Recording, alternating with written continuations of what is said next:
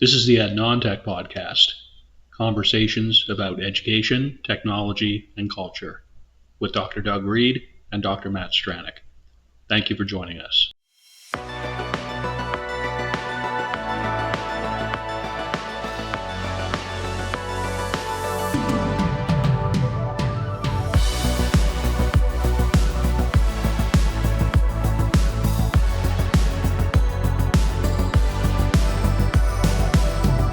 My name is Dr. Doug Reed, and I am located in Abagway, the traditional and unceded territory of the Mi'kmaq people.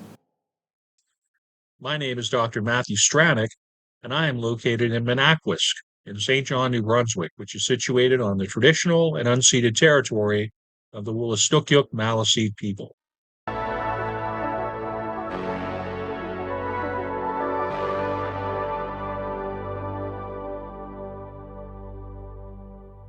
Greetings, one and all. Seasonal greetings. We're sort of in that weird in-between Halloween, Remembrance Day, but then also going into Christmas-ish period for those who partake.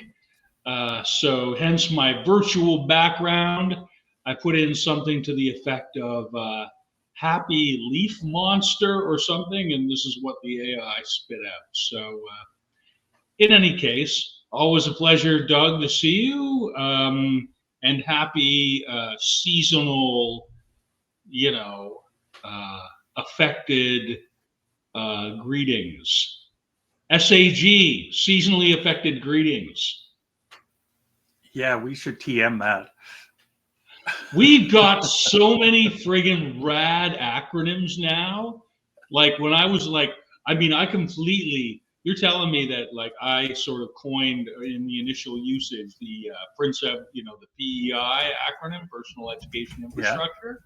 Yeah. And I was like, okay, I don't remember saying that. But now, man, we just got to start racking it up. I noticed in the show notes today, by the way, that you were very helpfully included some tags, some categories. So we're going to have more robust and meaningful metadata. And I don't know that I'll necessarily go back on every episode, but I figure that by the time we're at, episode 137, it'll just be like, okay, we got the majority of it, what we need. Or if any academic software or book publishers wanted to pay us for such endeavor, I'm open to that. I can't speak for Doug. Anywho, 506 Consulting, for those who don't know. Money. Right, we will take money. Oh, man, and speaking of curation, that's like money is, speaking of curation, so first of all, I was going to say money rules everything, and let's never forget that. But then after that, I was going to say, Doug, why don't you tell us about today's topic, my friend? Topic today, technology's impact on curation and selective choices in education. Whoa, and that's a mouthful, man. It is. Yeah, it's what is technology choices doing to our teaching and our learning? That's basically where I want to head. Wow. One of a series, I'm here to tell you, folks. You heard it here first. So please elaborate, I suppose. You said that very succinctly, and I was sort of like, do tell, my friend. So why don't you give us a little bit more as to the why, because I'm always interested in where this stuff comes from. Yeah? Yeah, it comes from conversations I've had over the last 20-some years. Like, I remember when there was one LMS, right? And it was WebCT. What was it? What was it called? It was called WebCT. And it had the little professor icon that was supposed to do something. And that was the only one? I happened to be at... Yeah, Blackboard came out. I'm pretty sure Blackboard came a little bit later. And I was actually teaching at Curtin University when Moodle got created. And then that's in Australia, right? There. Yeah, that's in Western Australia. Curtin University of Technology. Cool. That's where I was teaching engineers how to have social skills and how to do communication. Good luck with stuff. that, my friend, I as think somebody who's worked with engineers. But engineers lacking social skills. They were fantastic people, and this was the one mandatory course that they all hated, because it was like, here's how to do presentations, here's how to write in full sentences, here's how to talk to other people using language and not numbers and formulas and stuff. And they were all nice. I really enjoyed teaching them because they were earnest, and I'll take anybody that's honest and earnest. Yeah. Somebody should write a book like that, like The Importance of Being Earnest. Ernest Hemingway in AI. I'm like, dear AI, please scan this 150-page novel in the nanosecond that it will take you, and then write it except using 1980s or 1990s themes. It'll do it. And I'm just, okay, so now this sort of brings us to some of the maybe more salient points here, if I can make a sort of segue. It's like curationship, but like in the age of AI, I think we're starting to find out, or have found out, maybe I'm just late to the party, but like back when Web 2.0 was being spoken of as like a thing, like, oh, the internet, except interactive, right? User-centered, do tell. Well, now, I mean, one small leap for mankind, one giant leap for AI. That's kind of, that's where we've come since then, and we're talking only within the past 10 to 15 years. I had in my thesis, my doctoral thesis, right? I had the Web 2.0 as a term to be like within my nomenclature, my glossary or whatever. So anyway, I think your timing here is salient, pal. I think it's very cool that we've got this. So shall we start looking at your first of your cool list of references here, my friend? Just before, and the first one Okay. is a Seymour Papert reference, because I noticed that. awesome. That when I looked at that, I was like, "Well done for constructionism." For those, well played there, dude. Okay, that's. It was one of these articles that I had downloaded and saved on my computer. It was part of my digital clutter. I didn't go find it. It was already on my computer.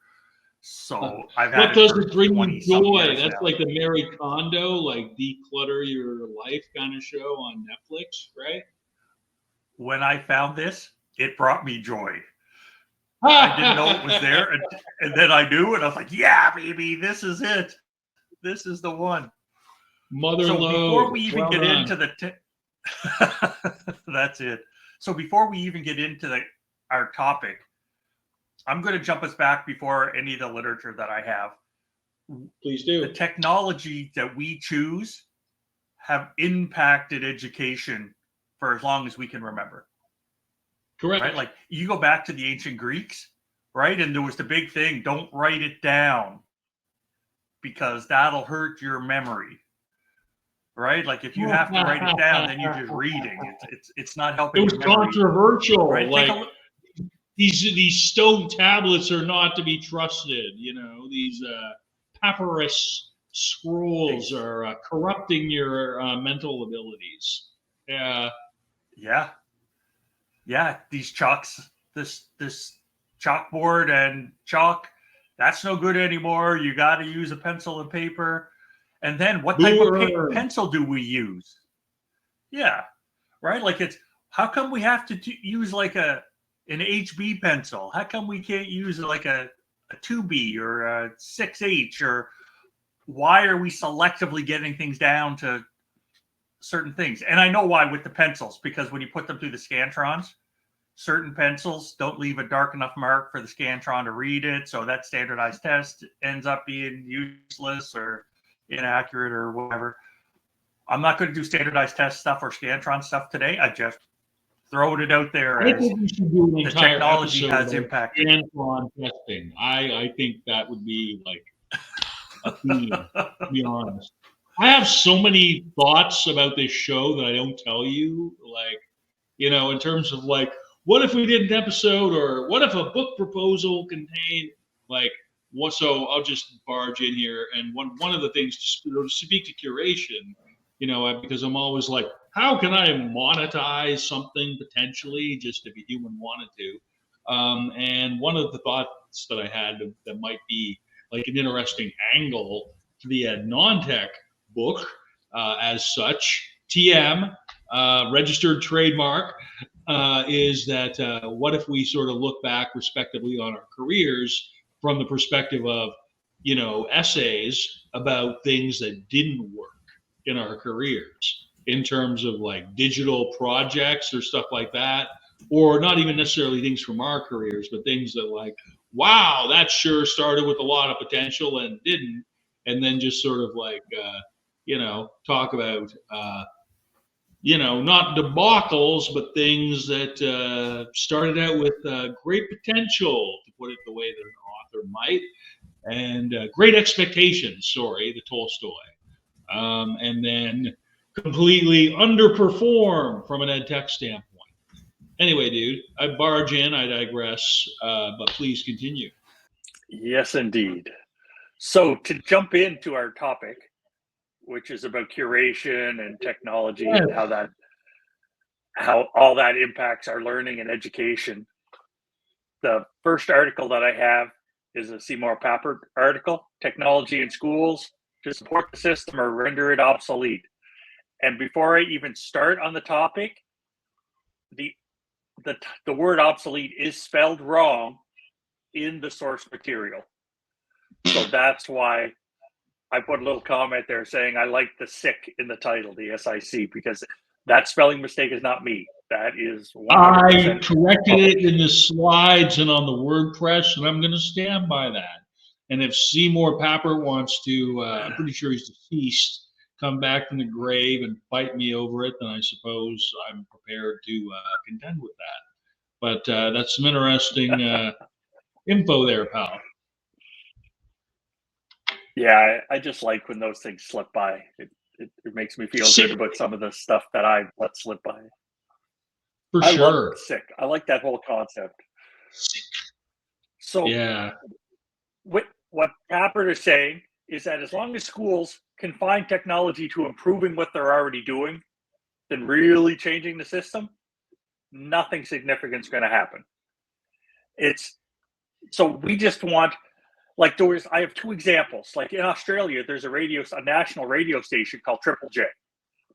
And their mandate is to figure out the music that people are going to like in the future, right? It's like, you may not like it right now. This is like the up and coming and the emerging, and this is what's going to be hot a month from now or 2 months from now or 3 months from now. And they always take flack from people saying, you're not playing the hits. And they're like, no, we're making the hits. We're telling you what you're going to like in a couple of months. And we're always a couple of months ahead. Yeah, it's the same as the Henry Ford reference from back in the day, where he said, I don't ask the general public what they want, because if I did, they would have told me they wanted faster horses. And that's not what we're doing here. So that change needs to happen. It was like when you told the story about Cutter and PBWiki, right? Like you were trying to do something new. You were not trying to just replicate what already happened. Is that sure. A fair comment? I think so. Sure. And I appreciate it. Well, how do you help them learn in a different way if you don't try something new? If you do the same old, it'll be, here's your worksheets, right? Fill in the blanks, right? Answer the questions on the sheets and then put them in this pile at the end of the class. I grew up with a little bit of that, so it's that kind of silliness. Right. So we got to think about what we're doing. we have to think about what we're doing. And that leads me Yeah, to be Stockwell, the mindful as it were. 2007 Stockwell article. Yeah. Can you Totally. imagine being mindful and thinking about it matters? It's just Mind crazy to me blown. that, yeah. And when I take a look at things, I always think, like, why didn't I think about that before? Like, why? And sometimes you have to get there, right? Like, you have to, okay, if I hadn't gone through this experience, I wouldn't be here. I wouldn't have thought about that differently. And it's the way, like, in all the old stories, like, the old people are wise. It's like, yeah, they've been there, they've seen it. They've been through versions of this already. So it's one of those kind of things. Because if we look back a year, right, we learned a ton already with our technology choices and how we've changed and what we've learned and how we've moved forward. And you're the one doing the vast, vast, vast majority of the technology stuff. So when I look at some of the decisions that we've talked about and you've done, no man, I'm not even trying to blow smoke up your kilt, right? It's you're the one that figured out the WordPress, you figured out how the blueberries thing, you figured out how to get us on the all the like Spotify and Google podcasts and all that. So I give you credit for that. And we were trying to do something different.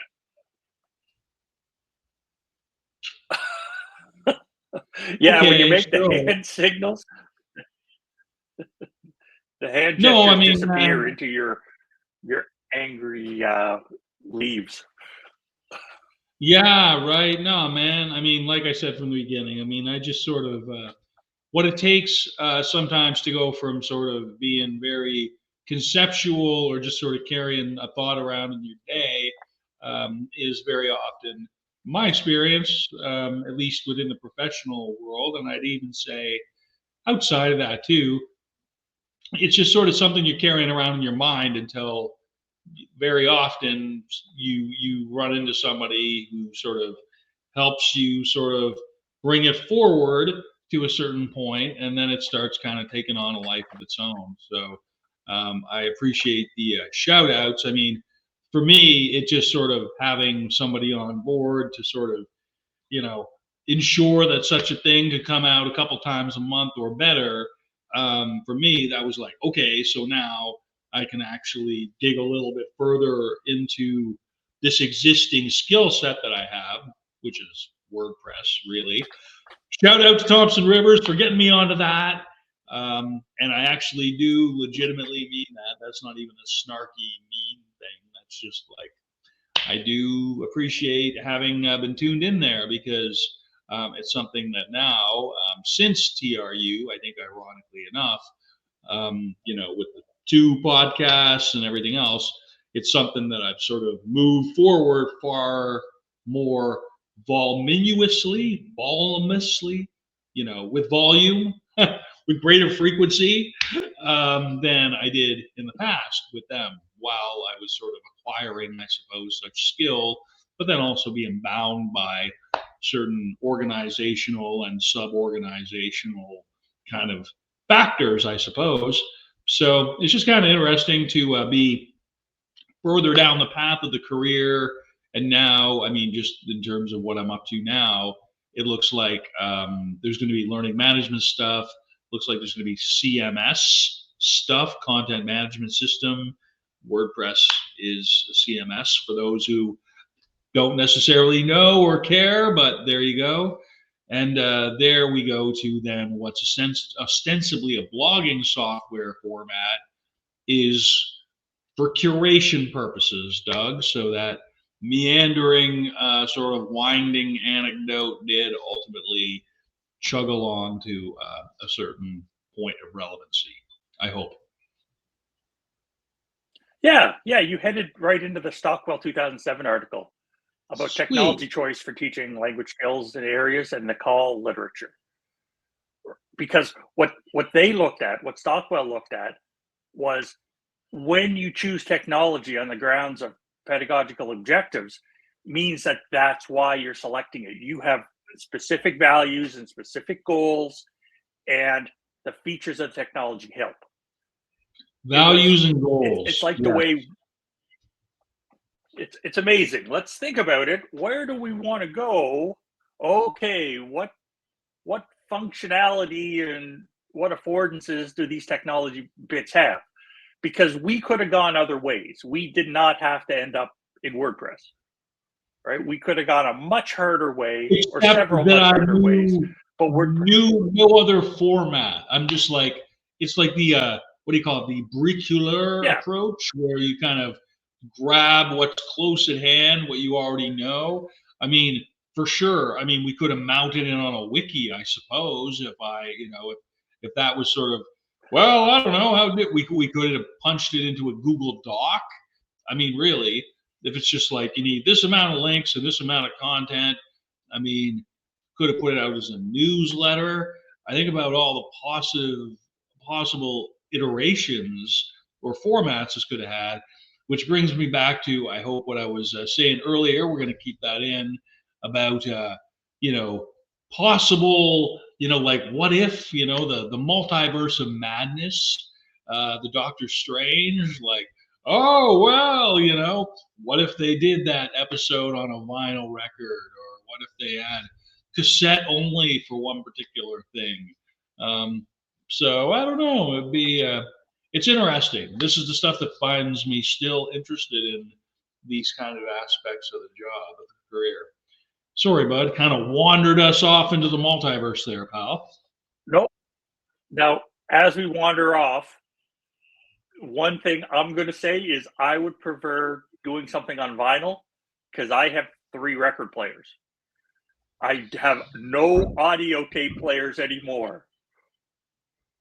And the only CD player I have, I think, is in my car. So vinyl would be my choice moving forward, just because of the ability to play. I don't want to have that situation. For $300 or less, you can get a single box that has all those things, and then plus we'll play MP3s. So, FYI. I don't think you understand how cheap I am. Or thrifty. Fair enough. Okay. In Canada, I'm cheap. In Scotland, I'm thrifty. Totally legit. I'm actually going through perspective now, a time where, like, I'm actually trying to make it deliberately inconvenient for myself to use money.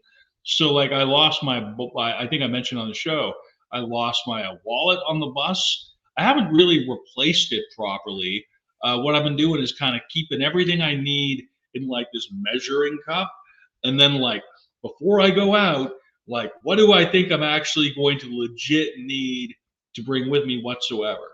And usually that's just my bus pass. And I know that if I bring my ATM card, for example, I'm more likely to wander down to the mall and have a $20, fast food lunch or whatever. So I'm just like, nah, I'm going to deliberately make it difficult for me to access stuff. To the point where I'm taking cash around and, just kind of, and when the cash isn't there anymore, I'm like, oh, okay, I no longer have spending options. So I suppose in a way I'm trying to be more mindful about my use of this, somewhat imaginary, but, totally impactful currency, right? So what you just did is you just described adding friction to your technology use and your learning, and you're curating your technology every time you walk out your door, right? To give you certain options and certain ways to do things that day. Well, it's so now we could have just kept using Skype for this program, except that we had the glitches, right? So, for whatever reason, the place that I'm living now, the internet just isn't as robust through Skype. But since we started using StreamYard, which is admittedly a paid service, I just consider this, okay, this is like, I don't know, $15 a month well spent or whatever it is, because I get the benefit of having the two podcasts mounted on here. And it's sort of because of their, patented algorithm or setup or whatever for capturing recordings. The network is sort of the kind of haphazard, antiquated maritime physical networks are perhaps less of a factor with their sort of, the capacities of the app, I suppose you could say, right? So to me, I'm like, okay, so this is something where I didn't have a need for it before, but now we do. And now it's just sort of, it wasn't like, oh, I got to find something cool for the thing. It's just more like out of necessity, you move towards something, and then you inadvertently find, oh, well, maybe I will do this ridiculous Leaf Monster AI thingy, which took 30 seconds that were well used, in my opinion. And then this is where I can start kind of mentioning, things that are tangential and bringing them in, because the foundation has been laid through the proper configuration of a format, if you follow me there, Doug. Doug, here's a question. How much of your job is more Here's a question, Bud. How much of your job would you say consists of doing technical stuff versus instructional stuff? Do you know what I mean? Or administrative stuff? Do you have kind of a ratio there? Not much technical stuff now. Okay. A year and a half ago, it was a lot more technical. But now, Okay. like I built structures to help me. So I like 20 to 1, right? Instructional admin to technical. But when I need to know it, the technical has got to be very specific. It's that very specific thing in there, in that one app. How about you? Where you sound like your job's headed the other way. Right. So I've really had the opportunity to sort of see now meaningfully what it's like to kind of go from starting at a certain point and being invited or given kind of the opportunity, if you will, to kind of do a full-on environmental scan, do a full-on sort of survey, both of the organization that I'm with, and then also kind of the space that we occupy relative to the region, but even more broadly, and sort of what their kind of approaches to teaching and learning, training, if you will, may be compared to ours.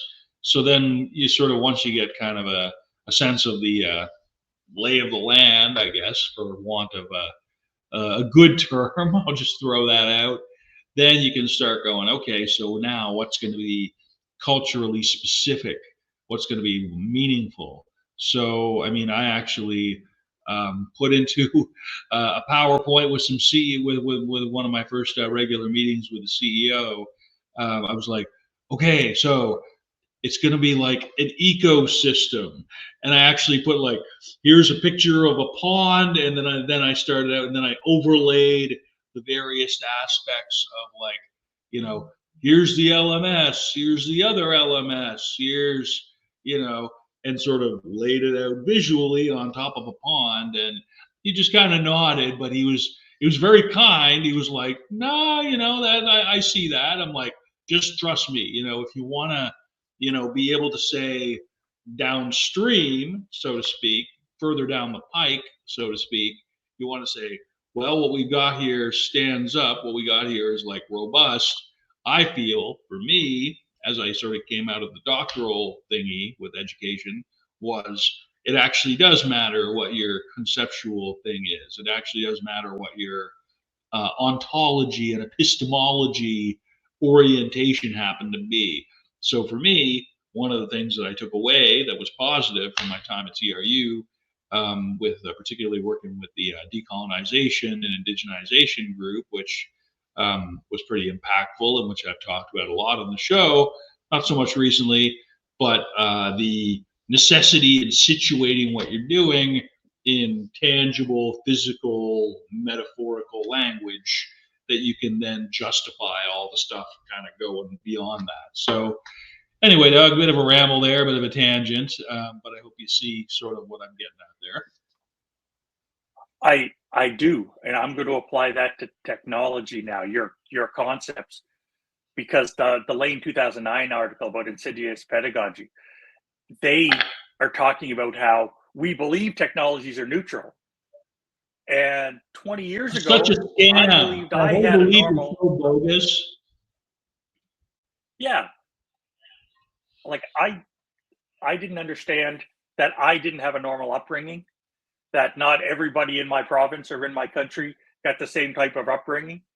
And with like the TRC calls to action, it's like, whoa, I'm an educated guy and I do a lot of reading, and I had no idea about a bunch of this stuff. So it wasn't neutral. It was 100% biased. And when we look at that at a more micro level with the technologies that teachers are choosing, it's the same thing. It's building structures in, and it's forcing us a certain way. And they do have direction and intent, and they do have formats that you got to get stuck into. Yes. Because what do you mean we have to do this multiple choice exam? What do you mean this class has to be 39 hours across the semester? Why are those structures in place? And who are they helping and who are they not helping? And why am I picking the technology to do that thing, whatever that thing happens to be? Because that's what I need to work inside the system. Even though the system is biased, what are we doing? So when you talk about your ontologies, and for me, it's, did we think about this? Have we been open and honest about it? Is this the direction? It's that kind of stuff that Lane is talking about with the insidious pedagogy, and it forces people to do a certain thing. Let me just say now, that is such an awesome name for an article. That is just so, like, I wish we had it. I wish somehow we could just have had that for the Halloween episode area time, but no, man, that is legitimately sick. And then we got this article. This article was so good, I couldn't take just one quote. Okay. I had to grab two different quotes. So those are two different concepts. Oh, I see that. I put the dot in between. Gotcha. So there were two different things, and both of them were so important to where I wanted to talk. So I just enjoyed that. And that's a 14-year-old article. I found it this week. So I didn't even know it existed before now. Insidious pedagogy. I'm just going to keep kind of enjoying that for the rest of the day until that is pretty sweet, man. I got to say. Okay, and now here's something that I just, from my background as a language educator and a current somebody who's interested in writing and education generally, I'll the authors from 2020. The title here is what jumps out at me: Renewing Literature Circles, Pedagogies for Curated Multimodal Responses. Like, every aspect of my career up until now just kind of goes, that's interesting to me. So why don't you tell me about where that came from for you, pal? So this is the Clunan, Patched, and Hutchinson article from 2020. Yep. And they talk about how using new technologies and new media to make meaning has increased. So we're doing the right thing, but sometimes it's slow, right? Like we take a look at what we've done with this podcast, right? Like at the beginning, what are we going to do? How are we going to do it? How are those structures going to go? And then I throw in my digital clutter at the end. So we find some literature, and then I throw in some pictures or images or diagrams or whatever I find, because a picture is worth 1,000 words. And sometimes when I'm helping grad students, they just want to add words. And I'm like, no, give me a diagram, give me a picture. So then it's easier. You can't add words to the diagram or the picture. You have to rework it to make the learning happen. And one thing I love is they're optimistic. They're talking about how emerging literacies have emerged and are continuing to be defined. So we're headed in a good direction. We're figuring out how to help. And part of what I really like is, like, with the TRC calls to action, like, Indigenous pedagogies are now being valued more. It's not just old white guy from Europe making that decision. It's, let's explore the breadth of everybody's knowledge and everybody's learning. And the technologies can be used to help that. I did that years ago, 13 years ago, 12 years ago. We took iPads. I think I talked about it once before. We took iPads to northern communities in Alberta to work with some Indigenous and Métis communities there. And what we did was we got the elders on board. We got the elders to see the value of the students using the iPads to tell stories, because storytelling was such an important part of these communities. So it was, once you get everybody else on board, and now I would change it, right? There's ways I would do it differently because I've learned, right? Like, instead of spending a bunch of time just working with the students first, I'd go to the elders and the decision makers and the knowledge keepers first and have those conversations there, instead of doing that after meeting the students. I would go right to them first. But anyway, it still worked. We still learned. The students still learned. It reminds me of what happened. I read this fantastic article about kayaks, because I've got a kayak, and this company took kayaks to the north, like Canadian north. And what they did is they wanted to get kids more active and everything. So the first thing they did is they got elders to get into the kayaks, because the elders remembered when they were little and their parents and grandparents and community put them in the sealskin kayaks and they paddled around. So the elders got in the kayaks and loved it. And they were like, oh, this is so wonderful. It reminds me of all this stuff. And they made that tie. So the technology there was the kayak, but it was really about, how do we implement it? How do we get the elders on board? And it was easy. It was, you put the elders in the kayak and they're on board. It's awesome. On more ways. Well, and if I may, that goes back to your point earlier. Sorry, to speak to, or rather speak against this, notion that technology is value neutral. I mean, that's just something that's like driven me round the bend ever since I started thinking about this stuff. Like, it's the most education, and how we do education is one of the most political and personal things that we do as a society, full stop. And it's deeply meaningful in ways that, say, your budget processes or your whatever other institutional things that the government's involved in don't really resonate with, just because it's so deeply personal. So again, just kudos for for bringing in the calls to action, first of all, because I mean, that's something we can definitely stand to include more reference to explicitly within the show. Thanks there for that, Bud. And also just the relevancy of it, given the curation tip that we're on today. So sorry, dude. Just wanted to carry on and just say, well done there. No, not at all. Because some of what you've done is slid into the last article that I had, the FONS 2022 article, an entangled pedagogy. Okay. And it's talking about if you take the technology and put it first, or if you take the technology and put it last, you're separating it from the pedagogy.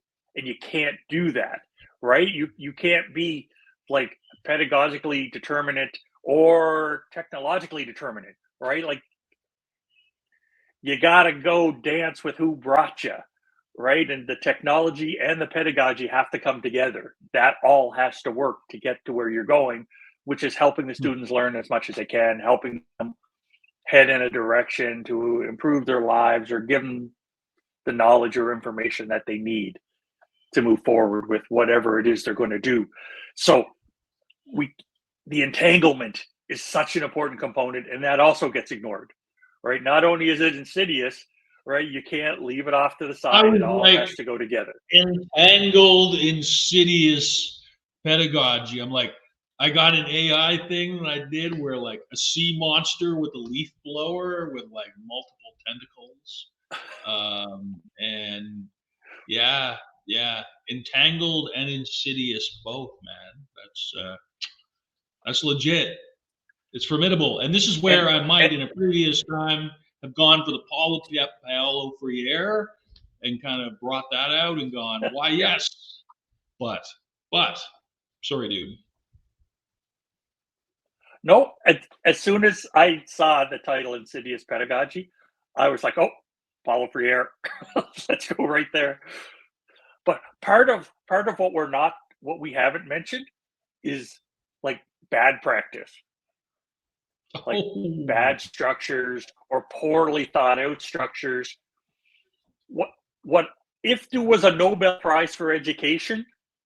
If there was, and I know there's not, if there was, the person that comes up with a better way to do online discussion forums would win it. Because those continue to be horrible, right?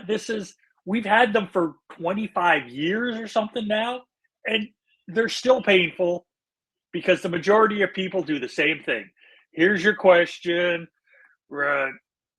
type your response, and then respond to 2 other people, and okay, that you're done for the week. That's your learning for the week. And it's like, oh, shoot me now, right? Put me out of my misery. Like, it's painful. I'm not learning. And there's other ways to do it. So it's one of those things. This is not all bright and rosy. It's a lot of people have made the decision to use discussion forums because they're built into every LMS now, and they're not used well most of the time. Most of the time, they're still a disaster. It's still some kind of checklist thing to say, okay, I can make sure they're participating. It's like, are we making sure they're learning, or are we making sure we can mark their participation mark? So, yeah, I personally hate discussion forums because I rarely see them used well. I avoid them like the plague. I like the journal or the diary tools that are in a lot of LMSs, because then it's private.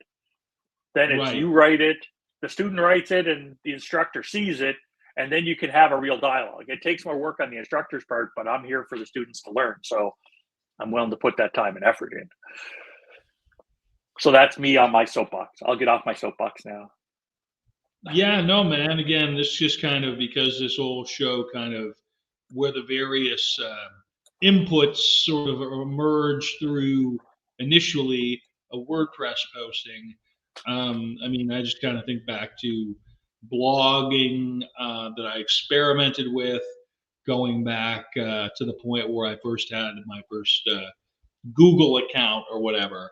And just as somebody who's always had an interest in writing, just as somebody who's always kind of had an interest in media in some way, and it's just because it happened to be for me where just given the fact that I'm like 45, so 20 years ago, 25 years ago, I was kind of just sort of late high school, early university when the first public manifestations of the internet came into being, where your first discussion boards started punching up in public, and like we haven't come really that far in terms of like those those news groups, the way they presented those news groups and things like that. So I mean, it's been cool, right? Something as impactful, something that's rewired all of our brains, whether we won't like it or not, and the way that we live, such as the internet. First of all, I mean, the jury's still very much out in terms of how our long-term, metabolic and physical function is going to contend with that in evolutionary terms.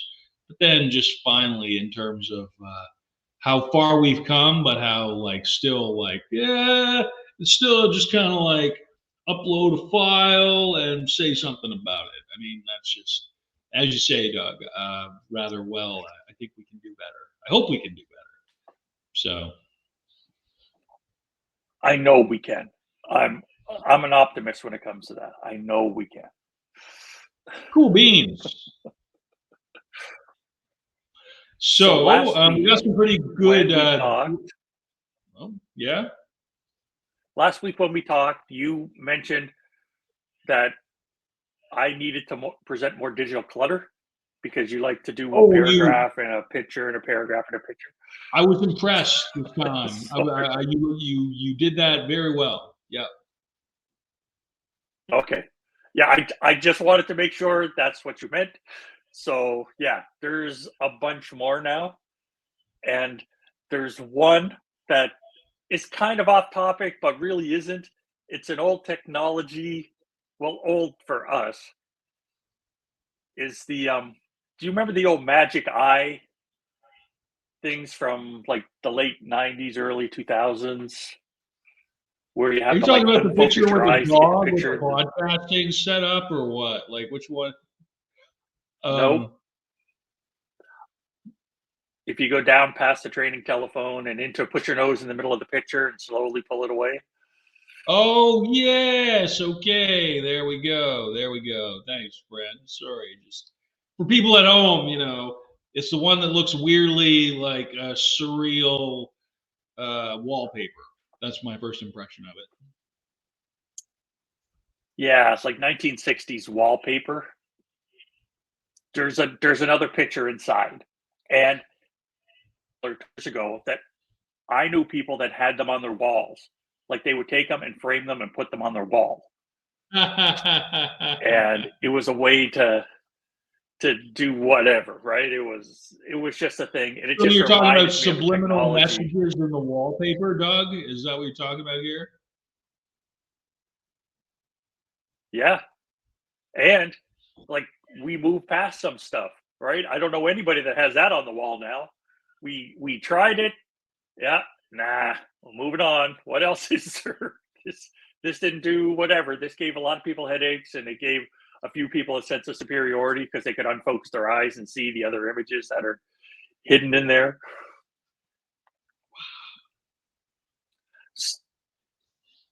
So the one picture I'd really like to talk about is the sailing picture that I've included, and it says the pessimist complains about the wind, the optimist expects it to change, and the realist adjusts the sails. We as Absolutely. educators need to be more of a realist, right? Yes. The pessimists are the people like, no, I'm not doing that. You can't make me. And the optimist is like, oh yeah, it'll be okay. It'll be okay. And the realist is like, okay, let's do something about this.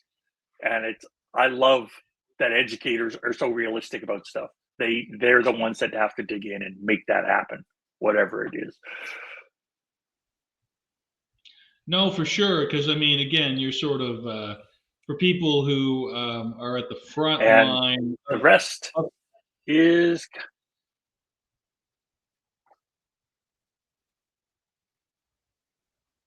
go ahead, sir.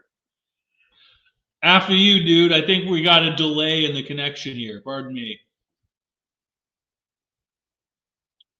Yeah, no, this isn't the first one this morning, but the other pictures are there are just because they tickle my fancy and they fit with the whole concept of using technology and using it thoughtfully.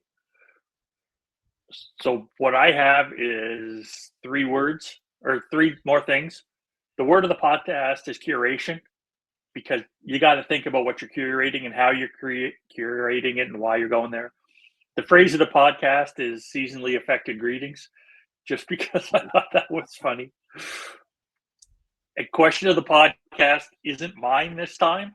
I actually pulled it out of one of the research studies that we talked about in the article, and it's like, do educators appear to have a clear idea in mind regarding their choice of technology or technologies in relation to students' learning objectives?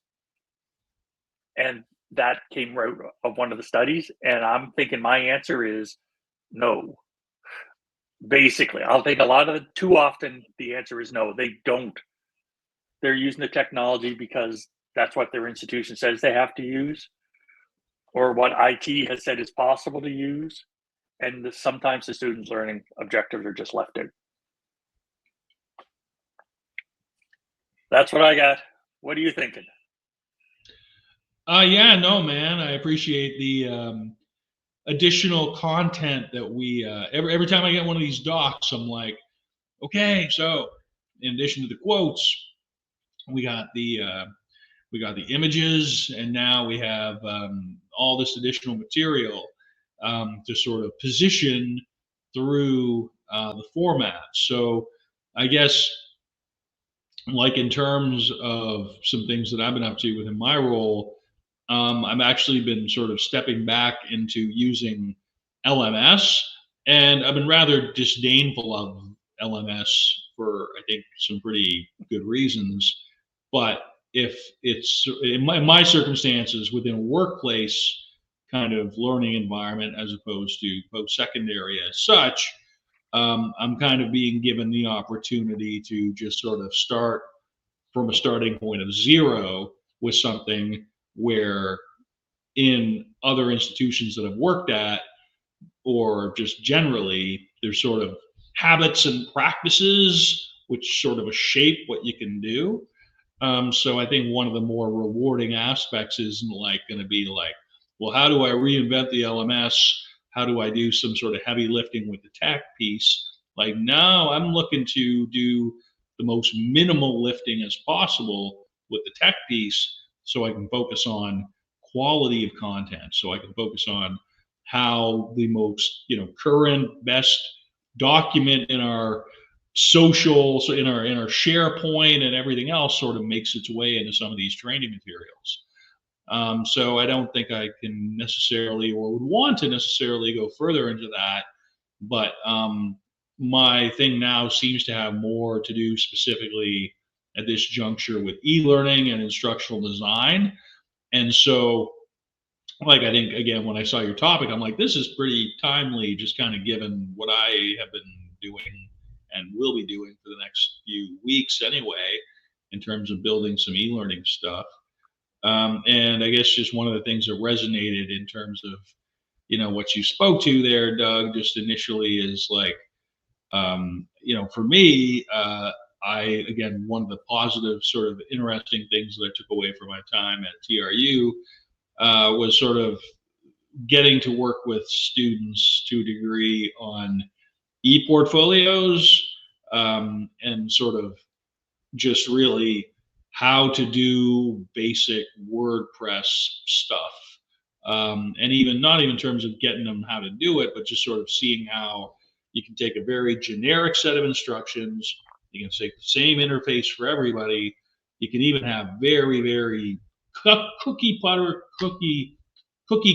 kind of instructions. And then what the students sort of end up putting out through that, it's completely different every time. And that's always just, that's something, I guess, that being an educator in whatever way never gets old for me. Just like, wow, they just took something and did totally, who would have thunk that they could have done something like that? So anyway, man, bit of a ramble, but I think just the fact that this stuff goes up on a WordPress website, and that hopefully we have people who are checking us out on Spotify and all these other things. I mean, it's curation, right? It's like you can have it this, that, or the other, which way. Just don't ask us where's the beef. There we go. Don't ask us where's the beef, Doug. Fair enough. I'm old enough to remember that commercial. Where's the beef?